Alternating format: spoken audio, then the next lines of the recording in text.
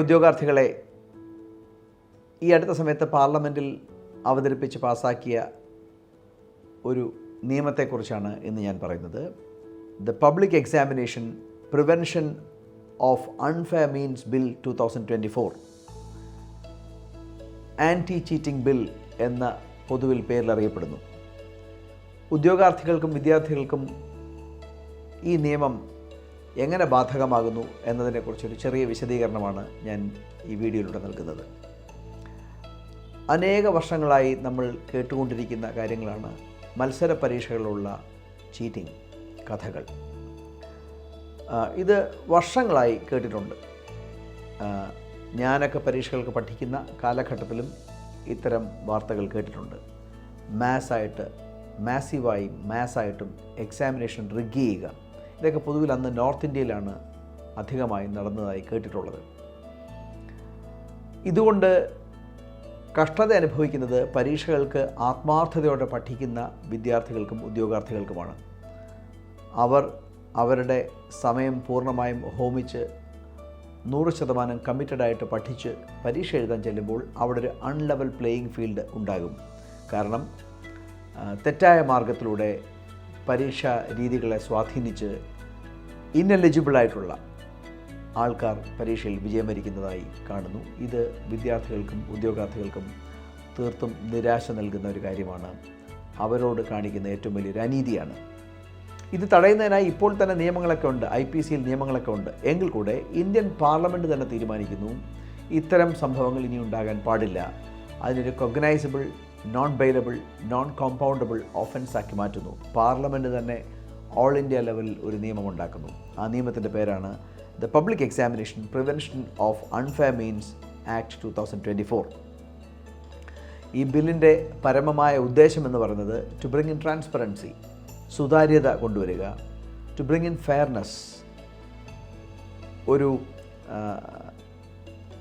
സമത കൊണ്ടുവരിക, ഒരു ഫെയർനെസ്, ആർക്കും പ്രത്യേകിച്ച് ആനുകൂല്യങ്ങളോ പ്രതികൂലമോ അല്ലാത്ത ഒരു ഫെയർനെസ് കൊണ്ടുവരിക. ഇത് വളരെ കൃത്യതയോടെ നടക്കുന്ന ഒരു കാര്യമായിരിക്കണം.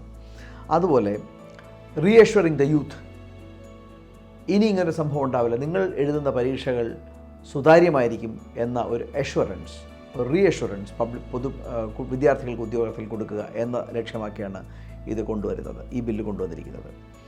ഈ ബില്ല് ചെയ്യുന്നത് ഇത്തരം ആക്റ്റുകൾ ഒരു കൊഗ്നൈസബിൾ ഒഫൻസ് ആക്കിയിരിക്കുകയാണ്. എന്ന് പറഞ്ഞാൽ the state has to take cognizance of such acts.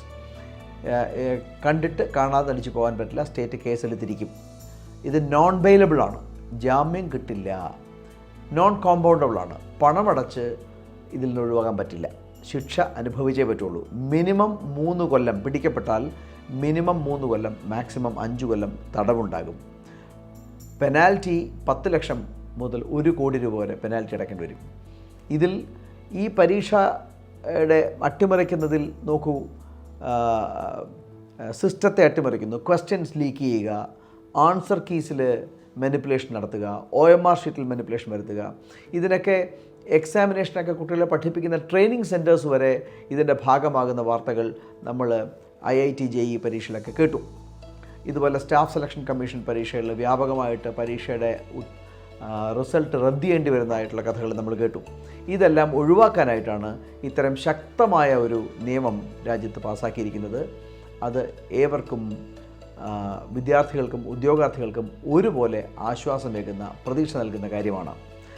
ഈ ബില്ലിൻ്റെ പരിധിയിൽ വരുന്ന ഏജൻസികൾ UPSC പരീക്ഷകൾ വരും, staff selection commission, government of ഇന്ത്യയുടെ നോൺ ഗസറ്റഡ് റാങ്കിലുള്ള ഉദ്യോഗസ്ഥന്മാരുടെ പരീക്ഷ, IBPS, Indian banking personal selection, bank പരീക്ഷകൾ, ഇൻഷുറൻസ് പരീക്ഷകൾ, നാഷണൽ ടെസ്റ്റിംഗ് ലാബ് നടത്തുന്ന പരീക്ഷകൾ, എല്ലാ പരീക്ഷകളെയും ഇതിനകത്ത് ഉൾപ്പെടുത്തിയിട്ടുണ്ട്. ഇത് തീർത്തും ആവേശകരമായ, ആശ്വാസം നൽകുന്ന ഒരു നിയമം തന്നെയാണ്. അത് വളരെ അതിൻ്റെ ലെറ്റർ ആൻഡ് സ്പിരിറ്റിൽ ഗവൺമെൻറ് നടപ്പിൽ വരുത്തുമെന്നും പരീക്ഷകൾ സംശുദ്ധമാകുമെന്നും വിദ്യാർത്ഥികൾക്ക് ഇത് ഒരു തീർച്ചയായും നിയമം പറയുന്ന പോലെ ഒരു പുത്തൻ ഉണർവ് നൽകുമെന്നും പ്രതീക്ഷിക്കാം. അങ്ങനെയാകട്ടെ. അപ്പോൾ ഇനി പരീക്ഷകളെ നമുക്ക് കുറച്ചുകൂടെ ഗൗരവത്തോടെയും അതിനേക്കാളുപരി പ്രതീക്ഷയോടെയും വിശ്വാസത്തോടെയും സമീപിക്കാം. ഇത്തരം ഏജൻസികൾ, പരീക്ഷ നടത്തുന്ന ഏജൻസികളിൽ നമുക്ക് 100% വിശ്വാസം അർപ്പിച്ച് പഠിക്കാം. ഒരു നല്ല വാർത്തയാണ് വന്നേക്കുന്നത്. I hope it will reassure you and will help you repose full trust in the examinations. So 2024 is going to be a good year to all of you. May God bless.